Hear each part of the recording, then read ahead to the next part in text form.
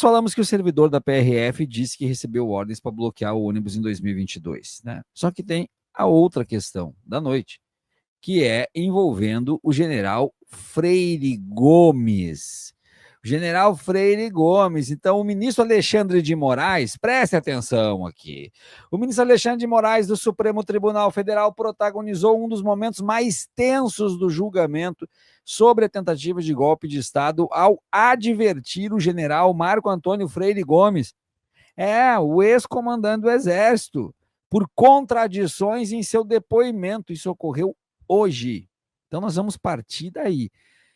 O Xandão enquadrou, advertiu o general que era o comandante do Exército. Aspas para o Xandão. Ou o senhor mentiu na polícia ou está mentindo aqui. Olha que coisa maravilhosa. Eu acho fantástico, né? Afirmou Moraes ao general, destacando diferenças entre o depoimento prestado à Polícia Federal em março de 24 e as declarações dadas no STF. Então, já começa por aqui o seguinte: o cara, ele é chamado na PF durante as investigações, ele é chamado na PF e ele fala lá um monte de coisa na PF. Aí, quando chega na hora dele ser ouvido no STF, aí ele fala outras coisas. E eles acham que isso vai... Tudo bem. Não vão lembrar do que eu falei na PF. Tem relatório, meu amigo. O pessoal também acompanhou. É o STF, não é a delegacia do bairro. É o STF. E aí o Xandão, então, enquadrou ele. O Freire Gomes é apontado como responsável por frustrar as intenções golpistas do ex-presidente Jair Bolsonaro por negar apoio do Exército à trama. Por outro lado, a postura dele é questionada, mesmo que não tenha concordado em ajudar no golpe de Estado, pois ele sabia que os bolsonaristas estavam planejando e não tomou medidas legais para impedir, o que pode caracterizar prevaricação. Ou seja, né, ele é um daqueles que disse: não contem comigo. Vamos lembrar que quem abraçou a bronca, né, foi o Garnier. Lembra do Garnier? Então, pega as 3 armas da República, o Exército, a Marinha e a Aeronáutica, né? A Marinha do almirante Garnier Santos, então, à época, comandante da Marinha, né? Se colocou à disposição. Os outros não se colocaram. Só que o Freire Gomes, eles simplesmente não podem contar comigo, mas morreu ali. Morreu ali. O Freire Gomes defendeu-se argumentando que com 50 anos de exército jamais mentiria e que interpretou as declarações de Garnier como demonstração de respeito à cadeia de comando, não como apoio às ações legais.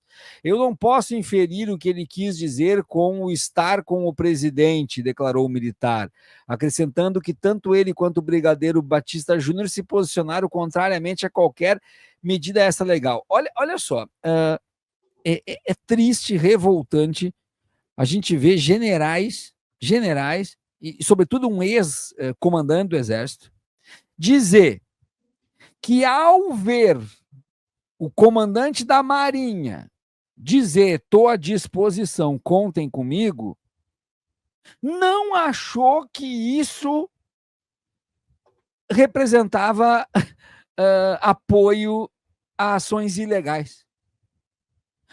Exatamente. Eu entendo perfeitamente o Xandão. Perfeitamente. Porque o cara disse: eu não posso inferir o que ele quis dizer com estou com o presidente. Porra! Tá todo mundo pronto para dar um golpe. Tá todo mundo tratando minuta de golpe, tem a BIM paralela que participou das investigações, tem o pessoal na frente dos quartéis que foi mantido, sustentado, financiado e inflado a todo instante. Tem tudo isso. Aí, dentro desse contexto todo, o comandante da Marinha diz: estou com o presidente, estamos juntos, conta comigo. E o comandante do Exército, para dizer por que ele ficou sabendo e não contou o que estava sabendo, é porque ele não achou que esse "tô contigo" significava apoiar o golpe. Significava o quê, general? Qual era o significado, general, do comandante da Marinha dizer: tô contigo, presidente? Ó, tem 40 ali com um fuzil na mão, tem 80 com bazuca, tem 30 com submetralhadora, tem um tanque a postos, tem uma massa ignária que vai ser comandada e vai ser escoltada, tem uma BIM paralela trazendo investigações ilegais, não tem dinheiro, mas estão dando jeito de vender joias no exterior para conseguir dinheiro. E aí o cara diz que acha que o tamo junto contigo não significa apoio a questões ilegais. Não, é só tá apoiando tudo que é de ilegal que está acontecendo, mas isso não significa apoio a nada ilegal. Mas que falta de vergonha na cara. Eu sempre lembro um dos primeiros grandes historiadores, propriamente dito, historiador na definição máxima da palavra, um dos primeiros historiadores desse país, o Capistrano de Abreu.